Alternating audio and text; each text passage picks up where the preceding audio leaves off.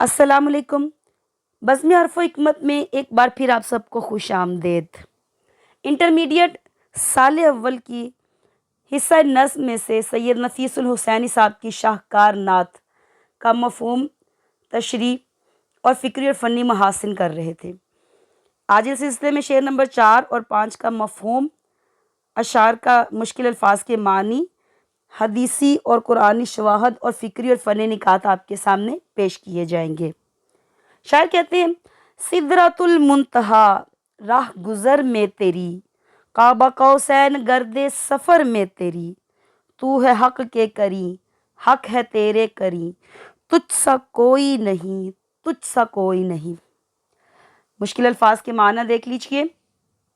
سدرۃ المنتہا، ساتویں آسمان کا وہ مقام، وہ بیری کا درخت جس سے آگے کوئی نہیں جا سکتا، فرشتوں کی رسائی کی آخری حد ہے۔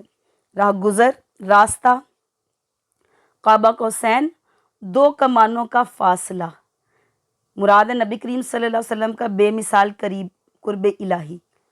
گرد سفر، راستے کی دھول، سفر کے دوران پاؤں سے اٹھنے والے ذرات۔ حق، مراد اللہ تعالیٰ کی ذات، اور قری یعنی قریب ہونا، ساتھ ہونا۔ تو مفہوم اس کا یہ ہے کہ شاعر نبی کریم صلی اللہ علیہ وسلم کے واقعہ معراج کی رفت کو بیان کر رہا ہے۔ جس مقام یعنی سدرۃ المنتہا پر جبرائیل علیہ السلام کے پر جل جاتے ہیں، وہ آگے بڑھنے سے معذور ہو جاتے ہیں، وہ مقام نبی اکرم صلی اللہ علیہ وسلم کا محض راہ گزر یعنی راستے کا ایک پڑاؤ تھا۔ قاب قوسین کا اعلیٰ ترین مقام حضور اکرم صلی اللہ علیہ وسلم کے لیے گرد سفر کی مانند بن گیا۔ آپ صلی اللہ علیہ وسلم کائنات کی آخری حدوں کو پار کر کے اللہ رب العزت کے اس قدر قریب پہنچے کہ خالق اور مخلوق میں ایسا قرب کسی اور کے حصے میں نہ آیا۔ یاد رکھیے گا، قرآن پاک میں اللہ تعالیٰ نے اس واقعے کو اس انداز میں بیان کیا کہ ثم دنا فتدلی فکان قاب قوسین او ادنی، پھر وہ قریب ہوا اور آگے بڑھا یہاں تک کہ دو کمانوں کے برابر یا اس سے بھی کم فاصلہ رہ گیا۔ یاد رکھیے، اللہ تعالیٰ نے حضور نبی کریم صلی اللہ علیہ وسلم کو معراج عطا کی، اور یہ کسی عام روحانی تجربے کا نام نہیں ہے، بلکہ وہ مقام ہے جہاں مخلوق کی ساری حدیں ختم ہو جاتی ہے، اور اس کے لیے اللہ تعالیٰ نے الفاظ استعمال کیے، فکان قاب قوسین۔ مفسرین فرماتے ہیں قاب قوسین کا کیا مطلب ہے کہ دو کمانوں کے برابر یا اس سے بھی کم فاصلہ۔ تو مفہوم یہ ہے کہ عرب کے لوگ جب قبیلوں کی آپس میں لڑائیاں ہوتی تو عرصوں بعد جب ان کے درمیان صلح ہوتی تو دونوں قبیلے والے اپنی اپنی کمان کو ایک دوسرے کے ساتھ ملاتے تھے، اور یہ علامت تھی اس بات کی کہ اب دوستی ہے، اب صلح ہے، اب امن ہے، شفقت ہے، پیار ہے، خلوص ہے۔ تو ان دو کمانوں کو ملانے کا مطلب یہ ہے۔ اللہ تعالیٰ نے اسی الفاظ کو ارشاد فرمایا کہ وہ اتنے قریب ہوئے گویا کہ قاب قوسین یا اس سے بھی کم فاصلہ، یعنی انتہائی قرب حاصل ہوا۔ تو ہو سکتا ہے کہ اللہ تعالیٰ نے اس کے لیے بھی دوستی، محبت، اخلاص اور شفقت کے الفاظ استعمال کیے۔ اور دوسری طرف اللہ تعالیٰ نے قرآن پاک میں سورۃ النجم کے اندر ارشاد فرمایا عند سدرۃ المنتہا، یعنی سدرۃ المنتہا کے پاس وہ ٹھہرے۔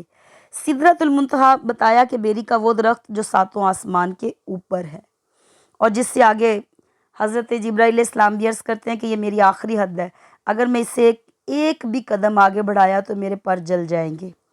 شاعر کہتا ہے، حدود طائر سدرہ حضور جانتے ہیں، کہاں ہے عرش معلیٰ حضور جانتے ہیں، پہنچ کے سدرہ پہ روح الامی کہنے لگے، یہاں سے آگے کا رستہ حضور جانتے ہیں۔ اور ایک شاعر نے کیا خوب کہا ہے، وہ اس ادا سے گئے تاب منزل معراج، کہ ہر کمال کو سکتا ہے اس کمال کے بعد۔ اور اسی کے متعلق شاعر کہتے ہیں، سبق ملا ہے یہ معراج مصطفیٰ سے مجھے، کہ عالم بشریت کی زد میں ہے گردو۔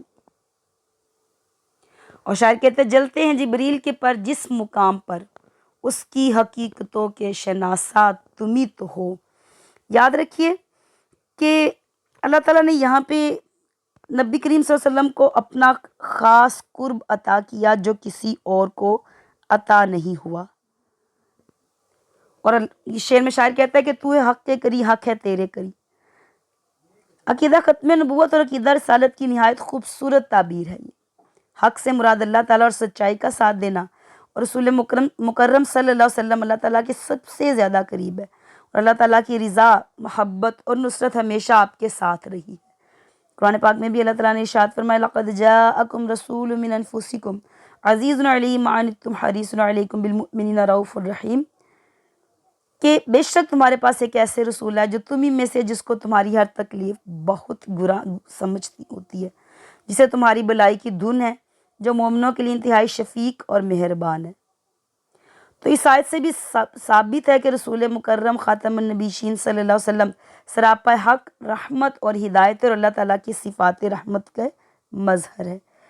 مختصر یہ کہ اس شعر میں ہمیں سبق ملتا ہے کہ رسول اکرم صلی اللہ علیہ وسلم کی عظمت کو ماننا محض زبانی دعویٰ نہیں بلکہ ایمان کا تقاضا ہے، اور معراج کا واقعہ، قرب الہی، حق کے ساتھ وابستگی اور بے مثال کردار، یہ سب چیزیں اس یقین کو مضبوط کرتی ہیں کہ ہدایت، نجات اور کامیابی کا واحد راستہ حضور نبی کریم صلی اللہ علیہ وسلم کی اطاعت سے ہے.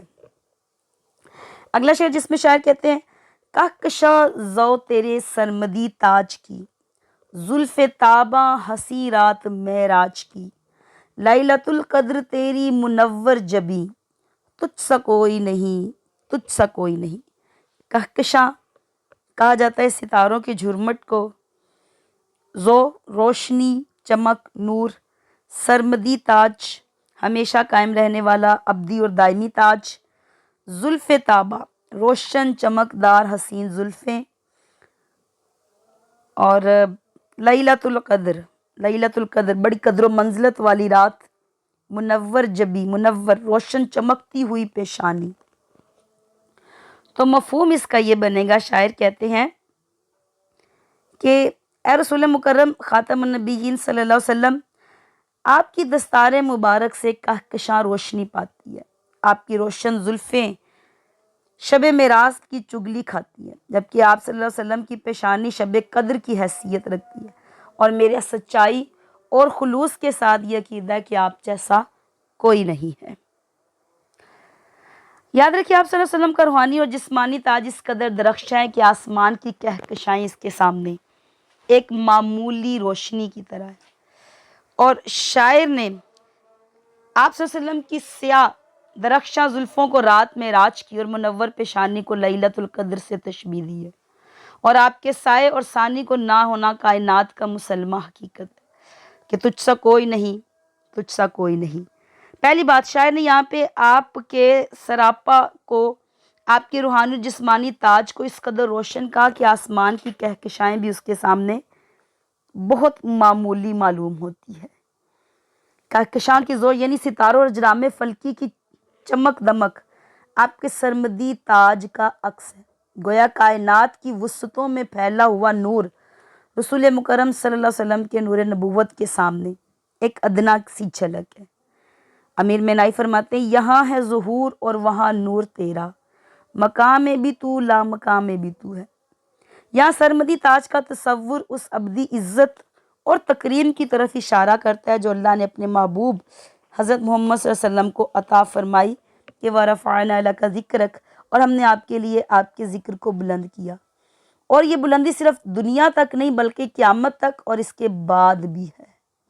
اور کہکشاں کی روشنی کو اس تاج کا ایک معمولی جلوہ قرار دیا. تو معلوم یہ ہوتا ہے کہ ہر عظمت رسول مکرم صلی اللہ علیہ وسلم کی عظمت کے سامنے سر چکائے ہیں، کیونکہ آپ ہی وہ ہستی ہیں جس کی وجہ سے یہ جہان وجود میں آیا.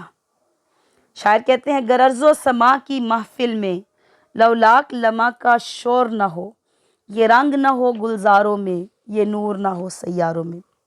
دوسری طرف زلف مبارک کو ہنسی رات معراج کی ایک بامانی ترکیب کے طور پر لیا ہے.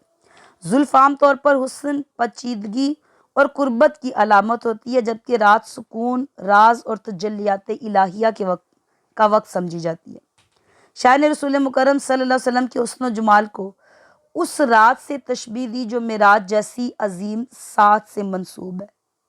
معراج وہ مقدس واقعہ جس میں رسول اکرم صلی اللہ علیہ وسلم اللہ تعالیٰ کی قربت کے ایسے مقام پر پہنچے کہ کسی اور کو اس جگہ رسائی حاصل نہ ہوئی۔ اور پھر کہا گیا کہ لیلۃ القدر تیری منور جبی، یعنی آپ کی روشن پیشانی گویا لیلۃ القدر ہے۔ تو شاعر کہتے ہیں لیلۃ القدر تیری منور جبی ہے، گویا لیلۃ القدر کی عظمت رسول مکرم صلی اللہ علیہ وسلم کے نور جبی کا عکس ہے۔ حقیقت یہ کہ قرآن پاک کا نزول جو لیلۃ القدر کی سب سے بڑی فضیلت ہے، اگر رسول مکرم صلی اللہ علیہ وسلم نہ ہوتے تو نہ قرآن ہوتا، نہ لیلۃ القدر ہوتی۔ اسی لیے تو اقبال کہتے ہیں نا، عالم آب و خاک میں تیرے ظہور سے فروغ، ذرہ ریگ کو دیا تو نے طلوع آفتاب۔ واضح ہے کہ جبیں کا لفظ پیشانی کے لیے استعمال ہے، اور پیشانی انسان کے وقار اور شناخت کی علامت ہوتی ہے۔ اور شعر میں نبی کریم صلی اللہ علیہ وسلم کی منور جبیں کا تصور ہمیں اس حدیث مبارکہ کی طرف لے جاتا ہے جس میں صحابہ کرام بیان کرتے ہیں کہ نبی کریم صلی اللہ علیہ وسلم کا چہرہ مبارک 14ویں رات کے چاند کی طرح روشن ہے۔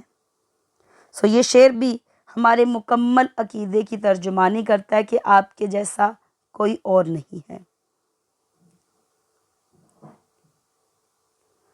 اور شاعر کہتے ہیں وَأَحْسَنُ مِنْكَ لَمْ تَرَ قَطُّ عَيْنِي وَأَجْمَلُ مِنْكَ لَمْ تَلِدِ النِّسَاءُ، کہ آپ سے زیادہ خوبصورت میری آنکھ نے دیکھا ہی نہیں، اور آپ سے زیادہ حسین و جمیل کسی ماں نے جنا ہی نہیں۔ اور خوبصورت شاعر کہتے ہیں لم یاتی نظیر کفی ناظرین، مثلے تو نشد پیدا جانا، جگراج کو تاج تورے سرسو ہے تجھ کو شہید و سرا جانا۔ اور ایک شاعر کہتے ہیں کوثر نیازی صاحب کہ نازا ہے جس پہ حسن وہ حسن رسول ہے، یہ کہکشاں تو آپ کے قدموں کی دھول ہے۔ اور حفیظ طائب صاحب قلم اٹھاتے ہیں کہ تجھ سا کوئی آیا ہے نہ آئے گا جہاں میں، دیتا ہے گواہی یہی عالم کا جریدہ، خوشبو ہے دو عالم میں تیری اے گل چیدہ، کس منہ سے بیاں ہو تیرے اوصاف حمیدہ۔ یاد رکھیے اشعار کے اندر، دونوں اشعار کے اندر صنعت تلمیح کا استعمال ہے۔ سدرۃ المنتہا، قاب قوسین، معراج، لیلۃ القدر، یہ سارے تاریخی واقعات کی طرف اشارہ ہے۔ پھر تشبیہ اور استعارہ ہے کہ آپ کی زلفوں کو رات معراج کی، پیشانی کو لیلۃ القدر سے تشبیہ دی گئی۔ اور اس میں ہم کافی الفاظ تاج، معراج، جبی، نہیں، میں، تیری، یہ جو الفاظ ہیں یہ نغمگی اور روانی پیدا کرتے ہیں، اس امید کے ساتھ کہ اللہ تعالیٰ ہمیں نبی کریم صلی اللہ علیہ وسلم کی سچی محبت اور لامحدود وفاداری نصیب فرمائے۔ شکریہ۔